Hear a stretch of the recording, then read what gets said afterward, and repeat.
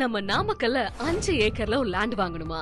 அதுவும் எப்பவும் சில்லுன்னு இருக்க நம்ம கொல்லிமலை அடிவாரம் போற வழியில இருந்து 2 கிலோமீட்டர் டிஸ்டன்ஸ்ல. அப்படின்னா நீங்க வர வேண்டிய பிளேஸ் தான் செல்லிப்பாளையம்ல லொகேட் ஆகியிருக்க நம்ம ரெட்டியார் தோட்டம். சும்மா 5.75 ஏக்கர்ஸ்ல 210 சந்தன மரம், 890 தேக்கு மரம், 10 செம்மரம், 245 தென்னை மரம்.